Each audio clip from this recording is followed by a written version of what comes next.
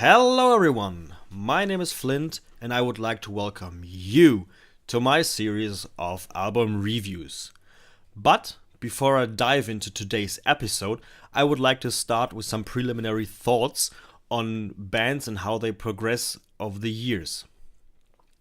In my opinion, there are two, let's say, extreme cases. The first one being bands changing their style dramatically from one release to another. A band which comes into my mind almost suddenly is Wolves in the Throne Room. Just take the last two records, being Celestial Lineage and the current release Celestite. Where on the Celestial Lineage we have black metal with guitars, drums, harsh vocals. On the latter album, Celestite, we have none of this. No drums, no guitars, no vocals, just ambient sounds. So you see, this is an example for drastic change, very drastic change. On the other hand, there are bands which do not change their style at all, or at least not very much over the years. Yes, I'm looking at you, Amon Amarth. What they did, or what they are doing, is keeping their niche they found since almost, I would say, 2002 and the release Versus the World. This does not necessarily mean that the songs are bad, but it's just hard to define just by listening to the song structures and the riffs they're using on which album it may be, if you, of course, do not know the specific albums. But most of the bands are kind of mediocre between these two cases. And one of the bands I'm referring to is the one I'm going to talk about today. And this is, as you already have guessed, I think, Satyricon. And just to give you a short introduction, Satyricon is a Norwegian-based band founded in 1991. And since 1993, they're having a stable lineup consisting of Satyr on guitars and on the vocals, and on Frost on drums. So during their career, which lasts more than 2 decades now, they released several albums regarded as classics. For example, the first one, which is Dark Medieval Times, and also the third one, which is called Nemesis Divina.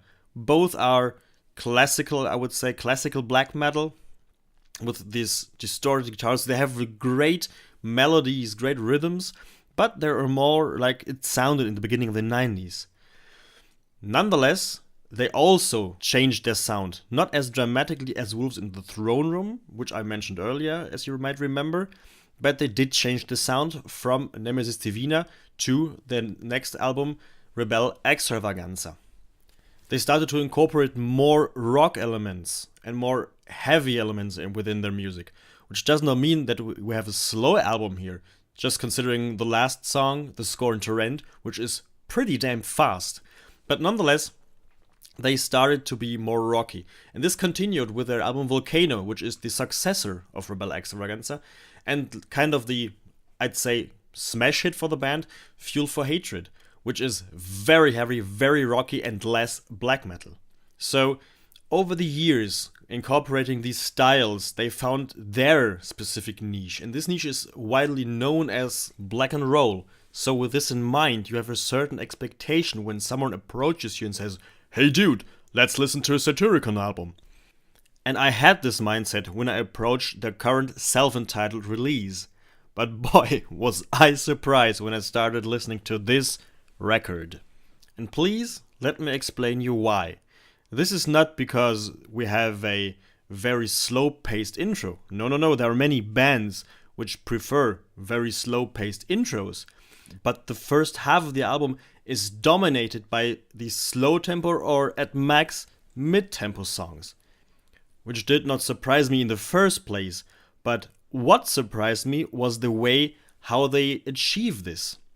And they did this by almost completely neglecting tremolo picking when it comes to the guitar work. And if you compare this to their album release before, which is The Age of Nero, where tremolo picking was dominant through almost all songs and all the riffs they used, this is a surprise.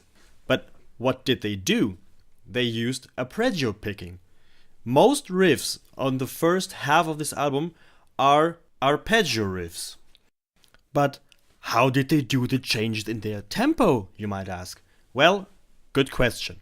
And that's where the drums come into play and take over a major role in defining the pace of the song. And what Frost is doing here is that he is alternating between double bass driven parts and parts where we have alternations between the snare drum and the kick drum. But within these beats, he's keeping it quite simple, and thus giving the guitars space to act, to work, to express in a kind of melodic way also. And I would like to pinpoint here on the third song of this record, which is called Our World, It Rumbles Tonight, where the refrain is driven by a melodic guitar work supported by slow double bass beats, and this unfolds kind of a very strong atmosphere within this part of the song. But this is not exclusively, because the whole first half of this album is mainly characterized by atmospheric music. And this comes from the interaction of these arpeggio guitars and the different speeds of the drums. And the climax of this is the fifth song called Phoenix. There is no real change in the arpeggio or in the drums, but the vocals are the really big surprise of the song, since they're not using guttural vocals, which is typical for them. No, they're using clean vocals. And yes, you heard right, clean vocals. And believe me, it fits, even if it sounds a bit like him without keyboards, which makes this song very interesting. But nonetheless, this album starts to feel like one of those adult movies where they try to incorporate kind of a storyline within the film. Even if you might enjoy the story and it's well written and all this blah blah blah, you're still waiting for the time when the two or more protagonists of this movie start to do what they're supposed to do. And this is transferable to this album. But let me assure you, now you will be happy. Because with the next song, which is called Walker Upon the Wind, they reintroduce elements you're used to from, for example, The Edge of Narrow. The songs are faster, they're aggressive, we have tremolo picking. And thus, it's kind of a 180-degree turn if compared to the first half of the album. And they continue with this throughout the next two songs, which are, again, fast and more aggressive. But when it comes to the second to last song, which is called The Infinity of Time and Space, the page turns again. It starts slow, we have kind of a tremolo picking riffs here, but it mainly remains slow and sounds like the first half of the album. So here they're closing the circle to the beginning, and this makes this album kind of round. And I really like that about the album, because it's closed within and you have an entity at the end.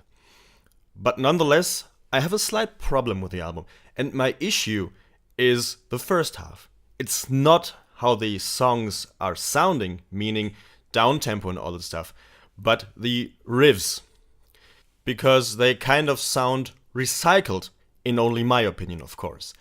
It's like you could take a riff from the third song, put it into the fourth, or from the fifth into the second, and basically, because it's all arpeggio, it would make almost no difference.